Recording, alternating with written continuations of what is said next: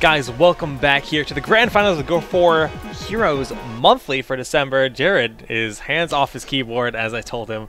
Well, I'm Solid Jake. I'm Zoya. Zoya. I'm Zoya. Zoya! I'm Zoloff the Barbarian. As I like to call him on Town Hall. Guys, this is in fact the Grand Finals. It is a best of 3, not a best of 5. The teams are Cloud9 Vortex versus Symbiote. Cloud9 is the higher seed in the first map, Dragonshire. Oh. $250, Jake. 250 cats will be paid as a prize. I don't want her to aggro this cord. The cat aggro. Usually Kubi keeps her at bay, but not today. Now, we're getting ready for the lobby. We'll switch over in just a minute. We can switch on over here. And I always hit my other draft screen. But today we cannot use that. First ban. I'm sorry for ruining everything, Jake. Sorry? What happened? Oh! Yeah, without my love, Kubi. I'm sorry for Jared's just making his pouty face. We'll let you guys see everything. His pouty face. He looks pouty. Zeratul is going to be the first ban here, coming out of Mad Timmy. Yep. Which is Symbiote. And the ban... You know, overall, like, unless it's either like a map-specific ban or a respect ban, Symbiote just likes to take Zeratul out. They don't really have a dedicated Zeratul player yet. Dreadnought's been playing it lately to try and learn it better, but Zeratul has the power with a good Void Prism. So it doesn't matter how perfect a fight's going, if that Zeratul lends a perfect Void Prism, it's got the most potential in the game to just completely turn around a fight. So they like to just play around that right now, and it's a safe first ban. Yeah, I mean, you can't blame him. Zeratul is such a strong hero. Honestly, we know Bobby Henkel likes to play as Stitches, and when you pair Zeratul and Stitches, it's no bueno, as Kubi would say. Yeah, it's powerful. Like I said, Bobby Henkel is a really good Stitches. One of the better ones. So it's an overall just a safe ban. No matter against who you were, no matter who you're against. I like it. It's a smart ban. No ban yet from Cloud9 Vortex. Keep in mind, guys, that everyone's qualified for the major, which is, you know, one of the main points of this event. Right. But there's still the 250. Yep, that's $50 a pop for each player that you're playing for. Got to win 2 matches to get $50. Not too shabby, especially for a game that's in alpha. And absolutely, man. No, so ban on Witch Doctor, and then the first pick instantaneously for SMG is going to be Tychus, followed by Vala Stitches. Now we know that Cloud9 Vortex likes to play Vala Stitches, so it's not a surprise to see those 2 heroes picked up. And again, like we said, with Zeratul not being available, you don't have to worry about the Hook Void Prison, especially on Dragonshire. Falstead Brightwing being picked up by SMG. Double globals right there. It's the first time today we've seen Falstead and Brightwing on the same team. They're going to have double bribe ready to be able to take Merc Kents pretty easily. So really solid picks there coming out from SMG. Both teams still have a lot on the board. We still have Arthas is still available, and Tassadar. We've only seen Tassadar once today, surprisingly, right? I think only one game we saw an Tassadar. Yeah, I think you might be right. He was banned a few times in the early rounds, but he was let through twice, I believe. I think you're right. So, yeah, Tass, I mean, he's still very good. It's very uncommon to not see him picked or banned on Cursed Hollow specifically. But even still, it's people. The thing about Tassadar is his build has changed to the point where people spec into the dimensional shift more than just specking into pure damage. So what he becomes more of a sustained target that becomes impossible to kill, more than just this crazy burst, you know, hero that you just absolutely obliterates everything in its path. They're going for Hammer and Zagara. Hammer. Okay, you're Cloud9 Vortex. You can. Did you see my face there? Like my jaw actually. I did. Stream couldn't see it. I'm sad that they couldn't see our faces because that's insane. Wow. And then Arthas Kerrigan. Oh man, that's Arthas Kerrigan. This is either going to be the coolest game Vortex pulls out, or with this comp that SMG has, it's going to be just straight domination. Like there's no middle ground here. It's either going to be a crazy game from Vortex with this crazy comp, or with this Falstad, Brightwing, Tychus, Arthas, Kerrigan monster comp. SMG is just going to steamroll. Like, it's wow. This is a really cool draft. Hammer Zagara, man. I don't think I've ever seen Hammer Zagara play together in a competitive game.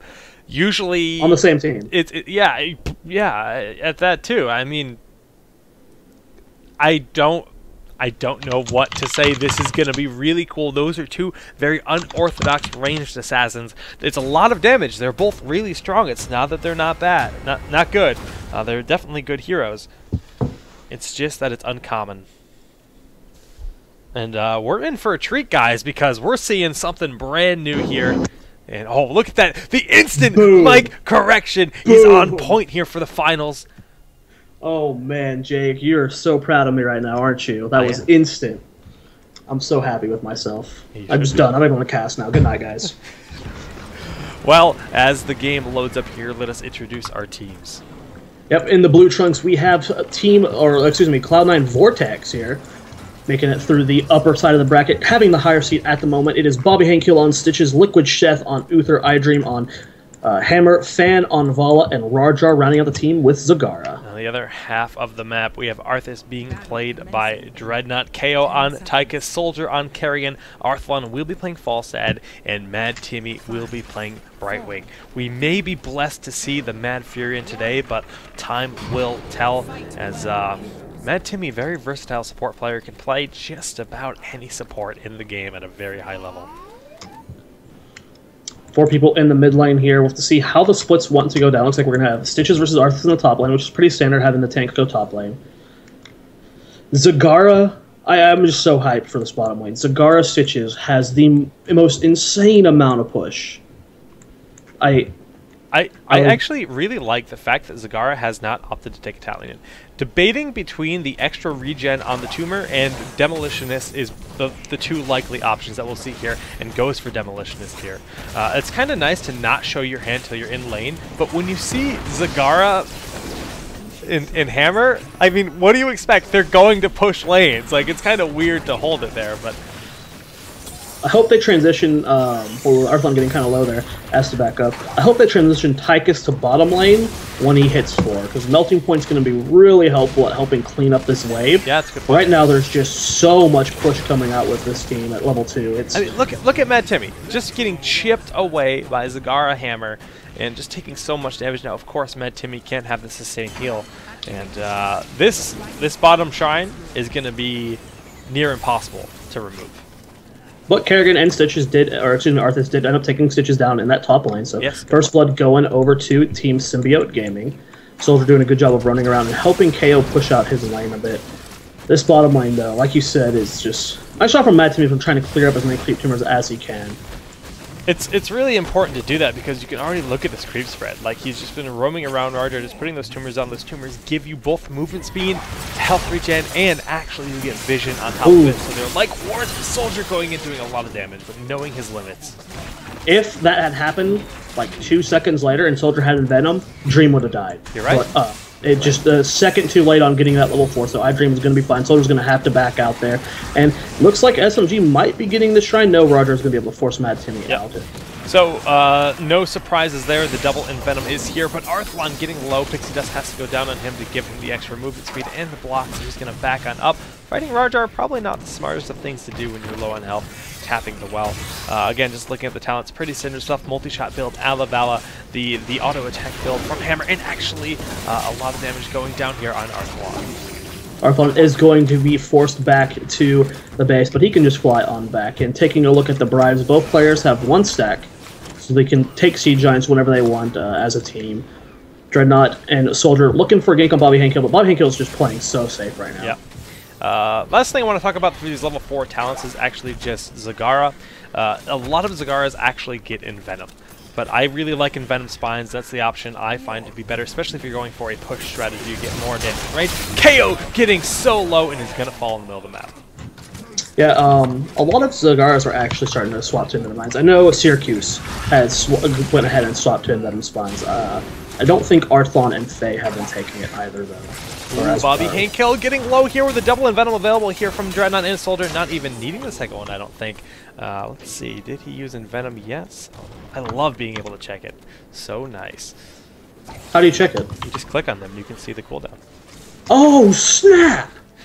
So it has been changed. You can check bribe stacks by clicking the here too. It'll show the bribe stacks on the far left. It's actually really quite nice. Again, Ollie, he's the guy that made this new mod, and we're going to be giving a big shout out to him on Town Hall tomorrow to tell you guys how you can support him to create more features for this overlay. But back to the game here in the top lane. Again, Bobby Hankill is being pressured so very hard by this pair of Arthas Kerrigan that we've seen again and again just be so powerful for pushing and just ganking in general.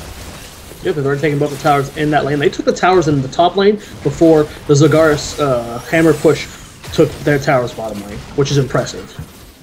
It's really quite impressive, and they're pushing on in here. This top tower from the bottom lane is going to fall. Arthlon getting very low, forced to use his cooldowns, and forced for Matt Team to throw a Pixie Dust and Shield ally. Nice job from Arthlon and Mad Timmy just holding this lane for as long as they've had. You got to give props, for sure. Using that double global is really helping out. Because when one of them gets low, they just go back and they can fly back in. It's really helpful. We have a gank in the middle lane, as Fan does end up getting rid of. Here comes Kerrigan with the pull, and Venom's going to be way more than enough to secure that kill, though.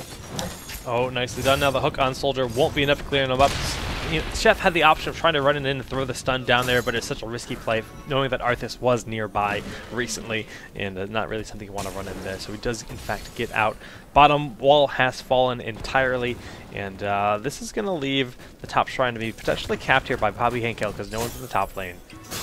But the middle lane is so very full, and 10. Looking at these talents, Maelstrom, Army of the Dead, Odin, Shockanaut, and Emerald were nothing out of the ordinary here. Three-man push coming in the mid lane. Arthlon doing a nice little flying into those knights, denying Bobby Hankill from clearing those. They're looking to bribe. They're looking to bribe the knights, but they saw the Stitches. The Stitches saw them. They're going for it. What is that Shockanaut? That was a big misclick from Arthlon there. He did not intend to do that, and oh, that's not good. Shockanaut's gonna be a cooldown for another 80 seconds now. Hypa beam. I like our what? that was definitely a misclick coming out from Arthlon. I don't know if he's one of the ones that are doing it, but a lot of players that used to do on-release self-cast, on-release cast, it's buggy in this version of the game and can cause your character to glitch out, so a lot of players have been transitioning into just full, really, like the full auto smart cast, and some of them were having trouble with that. I don't know if that's the case, though. Wow, during all of that, Rarjar and iDream just absolutely decimated the bottom four. So if you leave them alone for even just a second, they're going to push you down. Dreadnought rotating down, but the roaches fall onto his face, dismounting him and giving them some room to back up here. Hydra chasing Dreadnought here, but he does go into iDream with a nice knockback there to secure himself. Soldier and Dreadnought are in position to try and grab somebody. Rarjar looking like he wants to poke at Dreadnought. Dreadnought's taking a lot of poke right now, and another bribe goes down on these Giants. Now, 10 has been achieved on the side of Cloud9. We see Strafe, we see Napalm, Divine Storm, Maw, and Putrid Bile is going to be the option here. The amount of control they have on the battlefield for that Strafe when you get people stuck into the Bile, when you throw people in the Maw and you follow up with the Strafe. It's some really powerful setups that are available here. That's a good point. I didn't think about that. With the Maw added in, it makes it really hard for Dreadnought and Soldier to dive in on someone because they're just immediately putting themselves at risk of getting Mawed together. They have to be very careful of that. Here comes the pull from Soldier. Gets the stun on Bobby Hankill. There's a big strafe coming up from Fan. Nice Maw going down. Hitting that Kerrigan. Arthas comes up from the side. Maelstrom has been popped. Liquid Chef getting really low. Divine Storm goes down. Kerrigan is the first to fall. Hook does end up missing. Rarjar, Dreadnought gets the hook on, or the slow on Fan. Arthlon in full chase. Fan's going to fall as well. So a 2-for-1 trade in favor of SMG. Yeah, I mean, honestly, that looked incredible at the start because that Maw just barely saving Stitches, but Bobby Hankill was pretty much out of the battle at that point in time, and SMG just managed to get the follow-up. The Venoms, again, went down, killing Chef. That was the Uther player just enough. Even though he's behind the wall, these Venoms were able to burn him down. That's the power of the Kerrigan Arthas. And not only did they win the team fight, but they picked up the Dragonite. Yeah, that's the big story from this, is they got the Dragonite at level 8. They should be able to take at least a fort here. We'll see where Dreadnought wants to go with it. They've actually taken all of the towers. Dread still has army. He didn't use army. Oh, wow. Nice. So he's in that Dragonite, so he can get cheeky if he wants to. There's no real reason to, because the Dragonite's not that strong at 8 minutes into the game, but that's definitely something you have to consider.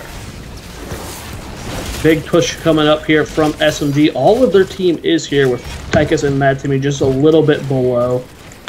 Looks like they want to go for this fort here in the bottom. I Dream, Bobby Hankill rotating on down while Zagara and Fawn end up... actually, they're going down as well. They're not swinging back around here. A big engagement. Bobby Hankill goes in with the Putrid Vial. Mad Timmy going for that disengage. Soldier gets stunned out. He might not be able to lift this, and he does end up going out. Big strafe coming up from Fan, doing a lot of damage to that backline. Dreadnought does end up losing that Dragonite, and the rest of SMG is in full retreat. That Emerald win was actually perfect. The problem is the second it was over, Strafe went down and then just annihilated everything around it, killing the Carrion. So really nicely done by both teams. Really nice play. Now the Dragonite didn't manage to get a fort, but the top fort has been destroyed at this point in the game. Again, bottom fort destroyed for Cloud9. Right now we see both teams are murking it up. Knights being taken in the bottom for Cloud9 and on the right side for SMG. Dream doing a little bit of pushing here in the mid lane experience. This relatively close, level 14, about to be 15 for SMG. Taking a look at the map control. One fort has been lost for both teams, but both of the middle and bottom fort are exposed for Cloud9 Vortex. And, you know, both teams really playing relatively passively, staying together when they can. You know, just cleaning up the mercenary camps as it stands. And no one's really looking to commit, but Dread feeling cheeky with Soldier here. He has nothing to fear. Yeah, it's such hard initiation. That's the thing that they've got with this comp. Is they have the ability, if they synergize properly with Shock and Awe, the Arthas, and Kerrigan initiation, they can eliminate anyone from a fight at any point. That's what they're going for, is completely evaporating someone and then cleaning up after that. Where, from Cloud9's point of view, they're wanting to make fights last a little bit longer, stay spread out, and try and outlast.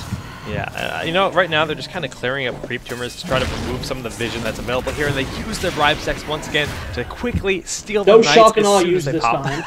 A little bit more efficient when you don't waste a heroic on the air of the map. And Shrines will be up in just about 12 seconds. Those Knights, minor annoyance pushing down the top lane here for Cloud9.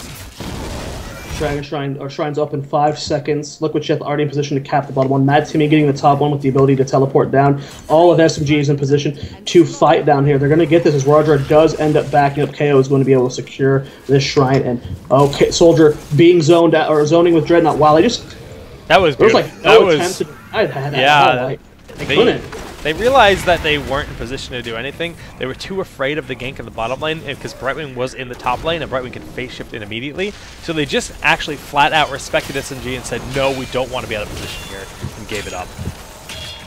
And that's smart. I mean, it's better to just let them get a Dragonite instead of trying to fight for it and wiping. When you're not 100% competent going into the fight, it's the safe to play. The Soldier doing a lot of damage to this middle fort right now. It should end up... Well, actually, Soldier taking a lot of damage on the Dragon. He's about to lose it. He does end up popping out. Is he ready to engage? Looking for that hook onto Idream. They are currently backing out. Bobby Hankill does hit Dreadnought. Not the person you want to hit. There's a big strafe coming down. Emerald Wind going to be used. No, it does not, because it's good Divine Storm and Maw going down onto the Odin. Soldier going in for the pull. Roger does get evaporated there. Mad Timmy getting really low right now. As Liquid Chip gets double Envenom. Will he be able to lift that? And he does. Bobby Hankill in full retreat right now as Arthlon is going for the kill. And it looks like SMG's coming out on top of this fight. Yeah, Brightwing will actually just teleport back to base, and then phase shift back on in. That was just a really dominant play. I mean, when you hook an Arthas, that's exactly what the Arthas wants. He's just going to throw down the Frozen Tempest, and he's going to pop Army of the Dead, and he's never going to die unless you have an incredible amount of burst. And their comp, yeah, they have a lot of sustained damage with Hammer, and the Hydralisk does a good amount of damage, but until Double Hydra, actually do have Double Hydra, even that's not enough, apparently. We can actually take a look at the talents here. At the same time, though, Dreadnought does not end up securing that camp, and they're going to have to back out. Now, there is one scary thing right now. SMG needs to be looking to end this game soon because, Jake, Cloud9 Vortex has 3 Resurgence of the Storms.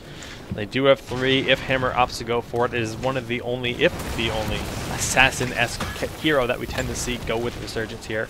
You can upgrade Napalm Strike, but more often than less, that is not going to be the case. 3 versus 1 in the counts for Resurgence, with Dreadnought being the only one on their team. Level 18 right now, a big push with the Zagara and the Hammer. Camp being taken there by Dreadnought. They looking to initiate right now. Soldier is heading toward the front, looking for someone to try and pull in. You can burst down the stitches, but there's the Putrid Vial. They're in full retreat right now. Root does go down, and Putrid Vial really being completely wasted. Yeah, that was a really weird Vial. I mean, yeah, he might have felt threatened, but the initiation had not yet begun. And typically you don't see the bio go down until Kerrigan's already in the front line there. So I guess it's a shorter cooldown, so it doesn't really mean that much. I mean, it'll be available in another 38 seconds.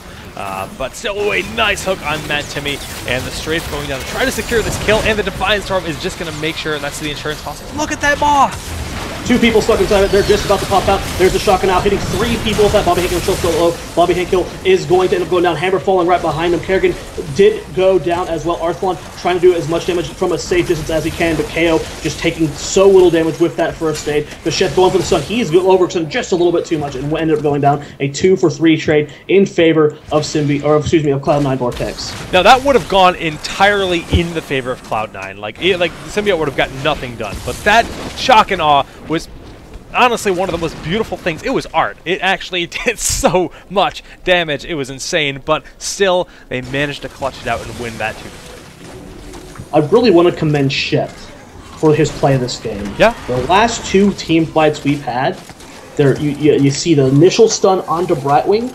He waits a second for the wind-up for Emerald Wind to begin, and then he uses Divine Storm. Stuns that, and both of the last 2 fights, Brightwing has not gotten the ideal Emerald Wind off. I honestly think when Uther is picked up reactively to Brightwing, it's like the smartest thing ever. Because honestly, if Polymorph is on cooldown and you can't Poly Emerald Wind that Uther is going to beat you if they play it right. And like you said, it's exactly what he's doing. 10 times more brutal, especially when it's followed up, the initiation with a hook onto the Brightwing, because there's nothing Brightwing can do in that situation when the Uther is playing like that. It's really good play from Chef this game. I had to put a blindfold on my little fairy dragon plushie to make sure he didn't see any of that happen because it was disgusting.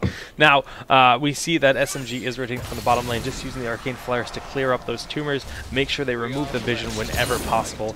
But Rajar is being very proactive about keeping these tumors wherever he can. Grabbing these Knights, or Giants, excuse me, is a nice little bonus. Get some experience there from killing them, and they're rotating now very aggressively as Dreadnought's out of position. Dreadnought does get hooked, taking a little bit of damage there, but he's going to get out of there. Soldier getting caught out as well.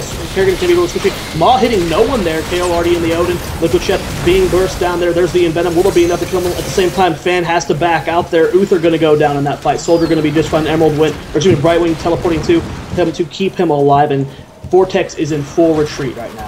That Emerald Wind is exactly what they needed. The Maw ended up being whiffed because of it. Oh, nice. Good grenade there from KO coming out of that Odin and snagging that kill. 2-for-0 trade there. And they should be able to get... Ooh, wow. He died right before getting it off. I thought he actually got a kill with it, but no, Rajar actually got the kill there. Now, Rajar, I Dream in the middle of the map here, but with Dread, Mad Timmy, and KO, that's now a fight they can win. Mad Timmy or KO coming from the bushes there, but the hook! Rajar is going to fall anyways. Yep, KO seems to be fine as he does use that first aid. He's trying to back out of there. Here comes Soldier from above. Dreadnought chilling in the bushes, way too low to try and grab this. He's waiting for his team to zone for him so he can get that Dragonite, and he is just going to do that. Dragonite has been acquired, a level 20 as well for SMG. Don't want to hook the Dragonite, not really his intent there. He tried to stop it using Vile to get away from Soldier.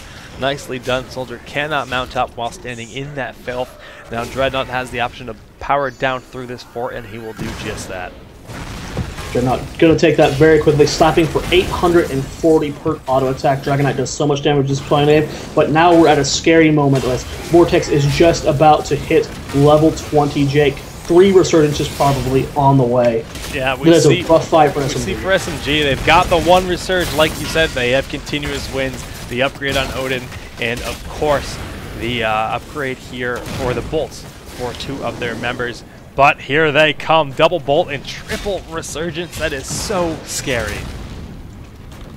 Lots of mobility on Vala and Zagara, making them a little bit harder for them to kill, and then you got the triple resurgence just making it almost an 8 versus 5 in that sense. If it comes down to a fight at the core. Yeah. They're not... I mean, defensively, it's such a huge thing to do. It makes pushing even more risky, and Dread punting that 1 member out. Bobby Hankill is going to have to file the second he gets out of this polymorph, but will it even matter? The Maw goes down! What a huge Maw, but he does fall anyways. Granted, Resurgence is available there. Shotgun doing a lot of work. Oh my goodness, the alarm is blowing up. Zoya, it's time to wake up. Fan needs to wake up too because he just got blown up here. iDream gets blown up, and Arthlon gets hooked from so far. There's no chance he's going to live through that. And with Dreadnought in the back lines, he does have Resurgence available, if I'm not mistaken. It is ready here, so there he's going to respawn. The hook on MadTimmy from max range. The stun from Liquid Chef. Can he phase shift out of here? Is it an option? He's trying. It's not enough. He dies at the last second. That's my alarm to start work.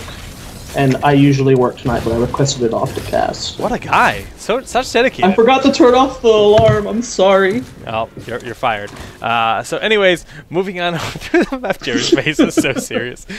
We have these bottom knights going to be taken here by Cloud9. The game is dead even at this point. Levels just in favor of Symbiote. 15 kills to 11, and structural damage is pretty darn even.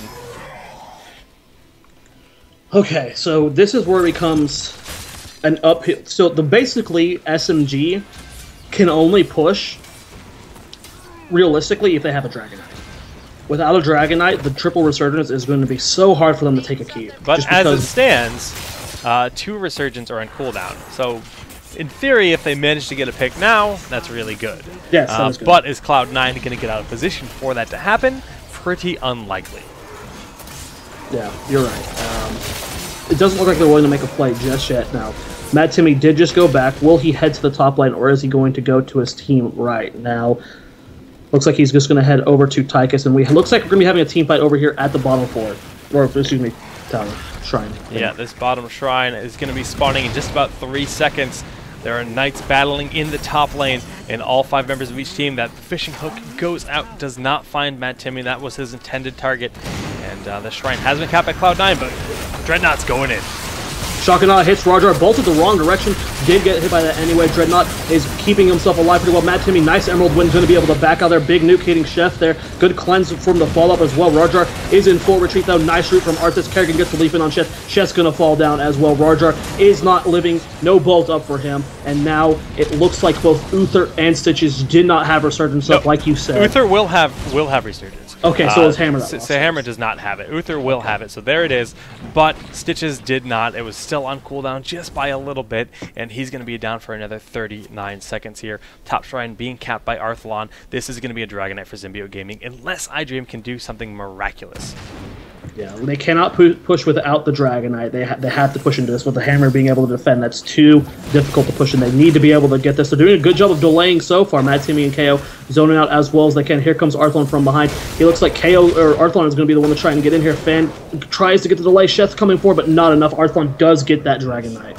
Actually fighting over the cap there, just making sure they get it, and really nicely done. Chef is in a bad spot with a Frozen Tempest. We see the Envenom go down and a big punt going out there, but actually Chef's going to be allowed to back up here as Dread is too low to continue pursuing.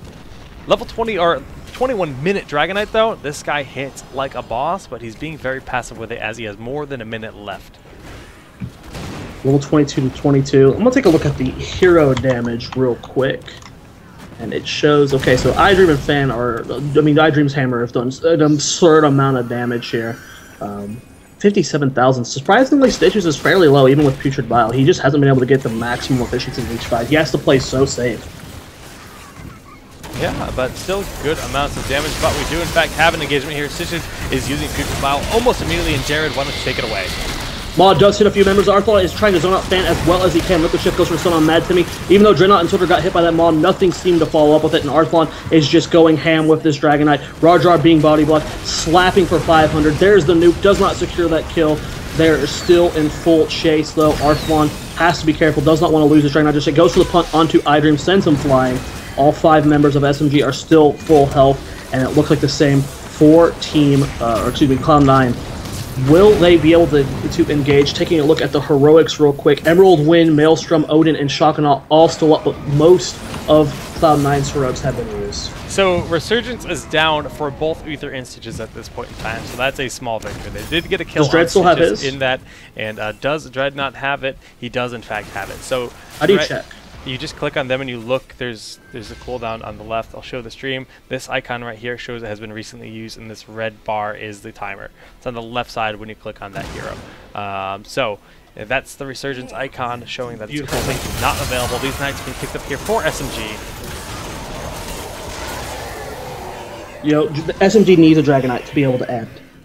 It's going to be so hard for them to push into this, I feel. But they weren't able to do much with that DK. I don't think anyone actually died in that fight at all.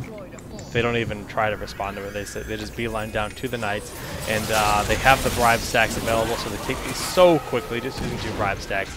Nicely done. They're going to be able to back up before getting caught out of position. Dread just kind of waiting to make sure they don't come in, and nicely done. Both teams, you know, don't want to get separated. They're staying as 5 constantly. But SMG just picked up two Merc camps, and there's only one more Merc camp left on the map right now. It's all very red right now. SMG is doing a good job of rotating around. I mean, it's so hard for them. Like, if you commit to engage, and Kerrigan is a very squishy hero. If she gets caught out of position or it gets bursted down, no resurgence on that Kerrigan. juke, the juke from both heroes, really nicely done. We're gonna have a fight here at the Knights. It looks like Hook not up just yet, but it is about to be. Bile is up as well. Will he go in for an engagement? Lands the hook, but it is on the wrong target. Don't want to hit one of those minions. SMG gets Knight. Bobby Hinko is getting completely annihilated. Shotgun was not able to clean that up. The Maul goes down, catching 3 members of SMG. And coming out of that, we do see that Kerrigan is going to end up going down. Arcelon has to get out of here. He is way too low, even with Matsumi. A big hook onto the Odin KO. I don't think he can get out of this. No, there is no chance of him surviving with all 5 members on top of him there. That was a really big hook and really big plays in general. The 2 big damage dealers, well, 2 of the big damage dealers available here for SMG are now down. And even though they have both shrines captured, this is just a delay tactic to try to stall out that Dragonite while their allies revive. Taking a look at the Resurgence, it looks like everyone is just about to have it up. As Stitch is just... I can't tell. You explained it, I still can't tell if Stitches has it up or not. So Stitches does have it. Uther has it. Hammer has it. Dreadnought has it. Everyone. So this just allows Cloud9 Vortex to be as aggressive as they have 3. They have full control. Dread is going to get hooked here, and that's the last thing you want. Even though he has Resurgence, losing him here is not good. Now he will be back up in just a second, and it's going to be the same time spawning as Kerrigan. So SMG needs to make sure they're not out of position. They pretty much have to give up this Dragonite here, but Arth delaying it even further. And are they going to give it up, or are they going to go contest that? Because he's going to be long gone. Yeah, he is getting out of there as quick as possible. And look at this beautiful rotation from SMG. They know that they're all going to go up there, and they just rotate down, and they're going to try and deny this shrine, and they should be able to do that. I do not see them getting this Dragonite. Impressively done to actually stay, to maintain the Dragonite, prevent it from being capped while they had 2 members down and lost 1 during it. Like, really, really well done. And look, they're continuing to dominate the mercenary camps. Dread has to be really careful not to get hooked here, because he does have Resurgence down for another 2 minutes. You're right. Has to be super careful, for the stream is going to zoom on out of there. SMG looking to force a fight here. Dreadnought wanting to root Bobby Hankill. Bobby Hankill going for a little bit of slam damage. Doesn't look like either team was willing to fully engage just yet. And yeah, they're just kind of pacing around. Dread trying to maintain this tower. The Roach is scouting, giving them complete vision here. Again, Rajar, gotta be careful as Soldier is rotating around. The Shotgun is used brilliantly, but is the Envenom going to be enough to get the kill? No, Shet gets a clutch heal off at the last possible moment. Maw hits nothing, but Dreadnought goes down. Soldier going a little bit too ham there, trying to get that kill. Bolted in, wasn't able to get out, did not secure the kill there. KO is going to fall out of that Odin. He has to back away. Mad Timmy is going back as well. Will Fan end up seeing it? No, he does not. So Mad Timmy going to be just fine. Soldier does not have that Resurgence. There's just 44 seconds where they do not have their Kerrigan. Yeah, it was in fact Soldier that died, not Dreadnought. I lied to all of you, but that's okay. But it's going to be a Dragonite here for Cloud9, and they're going to be pushing right on down the middle of the map as it is a 5-man to 4 advantage with a Dragonite at the 27 marker minute. There is a chance that they can actually end with this push with the 3 Resurgences. This is very tense moment for Symbiote Gaming. Taking down these keep towers right now, level 24 to 24, and they're going straight for that keep. And you can be pretty reckless, like you said, with the triple Resurgence. Oh my goodness, Arthalon gets picked off. The fishing hook is getting so much done in this match. Jake, the Dragonite's slapping for 1280 right now. That's such an insane amount of damage. Core has falls again. He has no resurgence available. Soldiers back up, but it doesn't matter. This is a Dragonite that cannot be stopped by just Rarjar. Or Rarjar's Dragonite is just gonna I'm just ruining all the words right now, Jared. His brain, he doesn't understand what just happened. I said it would either be a one-sided stomp from SMG with this crazy aggressive comp, or it'll be the craziest game we've seen in a while with a Zagara hammer winning it out. That triple resurgence, once it got to that, like, we saw the momentum from the game from the beginning was starting to swing slowly more and more in favor of SMG. But that was taking forts.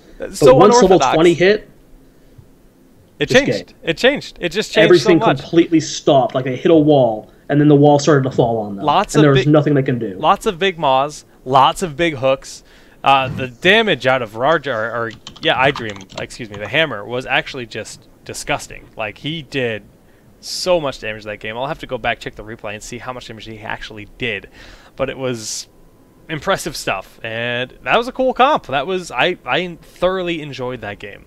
That was a crazy game, man. I am super hyped about it. Not gonna lie, that was a really cool comp. We saw great play across the board from both teams. Vortex, I mean, we saw the stuns onto Brightwing from Uther. We saw some fantastic hooks from Bobby Hank Kill, and some really good maws. Just really zoning a few members out of the fight, just long enough for Chef to get someone else topped off. Yep. It was just really well played. My brain is actually mush. Was that game 1? That was game 1. Okay, I think I can understand why. 30-minute game, I can understand why you'd think so. My overlay